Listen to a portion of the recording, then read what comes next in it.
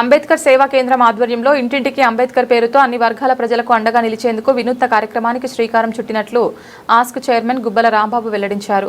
ఈ కార్యక్రమం ద్వారా ప్రతి ఇంటికి అంబేద్కర్ చిత్రపటం, నీలం రంగు జెండా, అంబేద్కర్ జీవిత చరిత్ర పుస్తకాన్ని అందిస్తామని తెలిపారు. స్థానిక లాలా చెరువు స్వర్ణాంధ్ర సమావేశ మందిరంలో బుధవారం జరిగిన మీడియా సమావేశంలో రాంబాబు మాట్లాడుతూ 2021 జనాభా తామాషా ప్రకారం షెడ్యూల్ కులాల కులగణన చేసి రాజకీయ, విద్యా తదితర రంగాల్లో రిజర్వేషన్లు వర్తింపచేయాలని కోరారు. రాష్ట్రంలో ఎస్సీ ఎస్టీలకు సంబంధించిన రాజ్యాంగ హక్కులపై చట్టవిరుద్ధంగా మాట్లాడితే మాత్రం శిక్షార్హులవుతారని ఆయన హెచ్చరించారు. దళిత క్రైస్తవులకు ఎస్సీ హోదా కల్పించాలన్న డిమాండ్తో ఇటీవల జస్టిస్ కేజీ బాలకృష్ణన్ను ఢిల్లీలో కలిసి వినతి పత్రం అందజేస్తామని తెలిపారు. రాష్ట్రంలో ప్రత్యేక పరిస్థితులు నెలకొన్నాయని, ఎస్సీ ఎస్టీలకు రాజ్యాంగం ప్రకారం రావాల్సిన హక్కులు అమలు చేయడానికి వ్యతిరేకంగా మాట్లాడడాన్ని ఆస్క్ తరపున తీవ్రంగా ఖండిస్తున్నామన్నారు.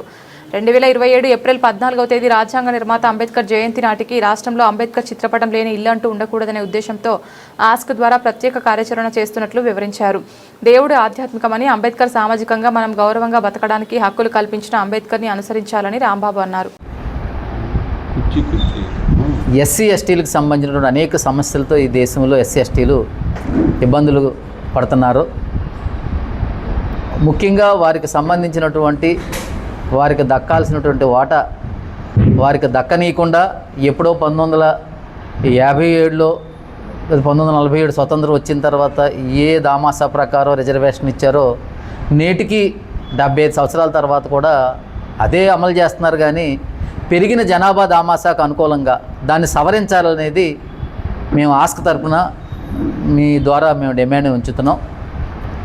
మరి 2021 జనాభా లెక్కలని ఎస్సీ ఎస్టీ జనగణన కులగణన చేసి పెరిగిన జనాభా దామాసా ప్రకారం వారికి అన్నింట రిజర్వేషన్ ప్రాతినిధ్యాన్ని పెంచాలనేది మా ప్రధానమైనటువంటి డిమాండ్గా మీ ద్వారా ఈ ప్రభుత్వం ముందు ఉంచుతున్నాం.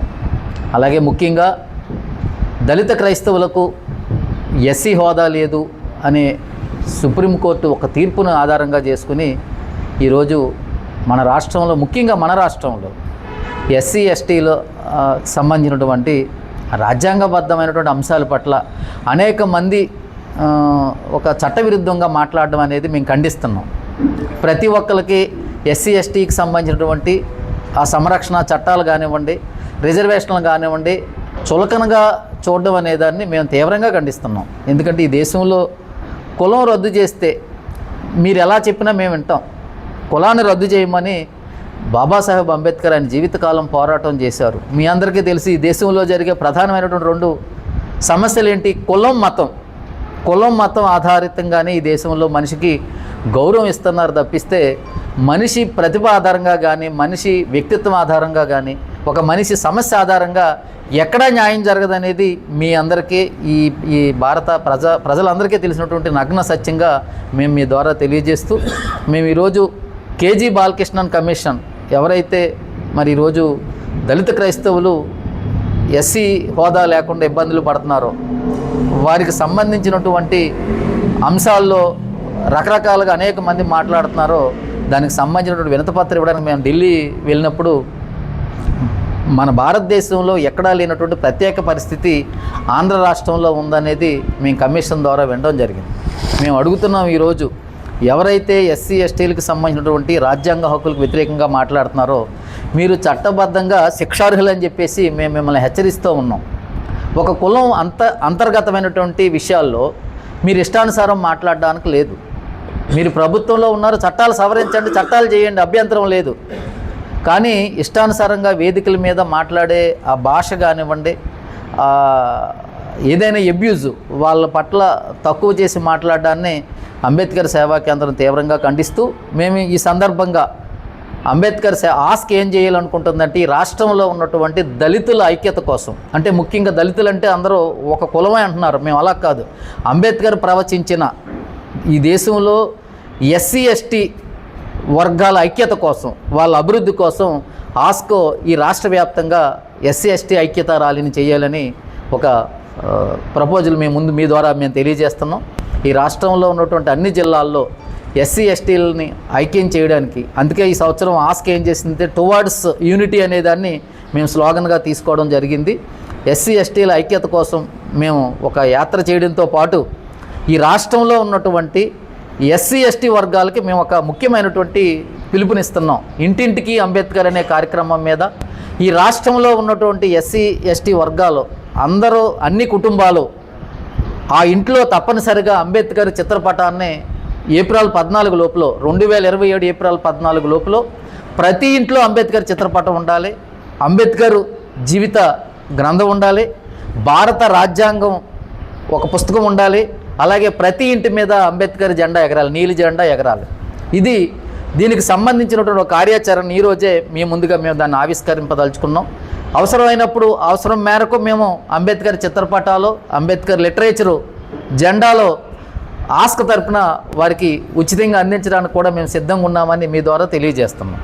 ఎందుకంటే దేవుడు అనేది ఆధ్యాత్మికం, అంబేద్కర్ సామాజికం. ఈ దేశంలో ఎవరికి సమస్య వచ్చినా ఎవరికి చెప్తారు? ఎవరు ముఖ్యమంత్రి అయినా, ఎవరు ప్రధానమంత్రి అయినా సమస్య వస్తే మాకు అంబేద్కర్ రాజ్యాంగం ప్రకారం న్యాయం చేయమని అడుగుతున్నారు. అసలు అంబేద్కర్కే న్యాయం చేయట్లేదు మీరు. అంబేద్కర్ ఏదైతే ప్రవచించారో, అంబేద్కర్ ఏ రాజ్యాంగం ఈ దేశానికి ఇచ్చారో దాన్ని అమలు చేయమని చెప్పేసి ఈ రాష్ట్రంలో కానీ ఈ దేశంలో ఉన్నటువంటి పాలకులను మీ ద్వారా మేము విజ్ఞప్తి చేస్తున్నాం. ఈ దేశంలో పేదరిక నిర్మూలన కోసం మీరు అమలు చేయాల్సినటువంటి పథకాలు, ఎస్సీ ఎస్టీ బీసీ మైనారిటీ కాపు ఏ సామాజిక వర్గానికైనా మీరు ఇవ్వాల్సినటువంటి కార్పొరేషన్ రుణాలు ఇవ్వమని చెప్పేసి మేము ఈ వేదిక మించి ఈ ప్రభుత్వాలను డిమాండ్ చేస్తున్నాం.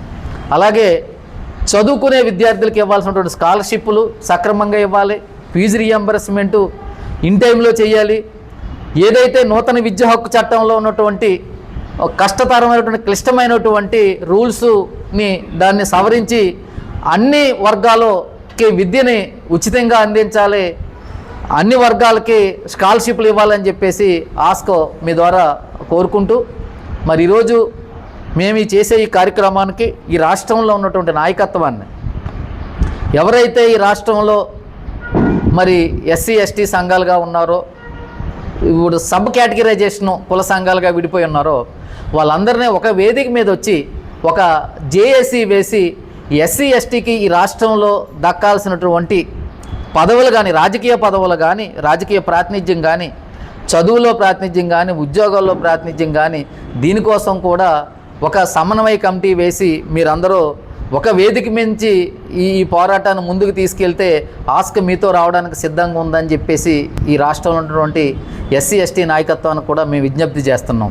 ముఖ్యంగా మీడియా మిత్రులందరికీ మేము చెప్పదలుచుకుంది ఒకటే, మీరు ఎక్కడైనా ఒక తప్పు జరిగినప్పుడు, ఒక నష్టం జరిగినప్పుడు, ఒకరికి అన్యాయం జరిగినప్పుడు వెలుగొత్తి చాటి సమాజానికి చెప్పే ఈ ప్రభుత్వాల దృష్టికి తీసుకెళ్ళే మొదటి గొంతు మీరే, మొదటి అడుగు మీరే. మేము మిమ్మల్ని అందరినీ విజ్ఞప్తి చేస్తున్నాం. మా డిమాండ్ చాలా న్యాయబద్ధమైన డిమాండ్. ఈరోజు ఏదైతే దళిత క్రైస్తవులకి ఎస్సీ రిజర్వేషన్ ఇవ్వాలంటున్నామో, జనాభా దామాసా ప్రకారం రిజర్వేషన్ ప్రాతినిధ్యం పెంచాలంటున్నామో, ఈ రాష్ట్రంలో ఈ దేశంలో ఉన్నటువంటి అణగారిన వర్గాలకు, పేద వర్గాలకి సమన్యాయం చేసే ఏవైతే చర్యలు ఉన్నాయో అవన్నీ చేయాలనే డిమాండ్ని మీరు ప్రజల దృష్టికి తీసుకువెళ్ళడానికి మీరందరూ మాకు సహకరిస్తారని ఆశిస్తూ మీ అందరికీ ధన్యవాదాలు తెలియజేస్తాను.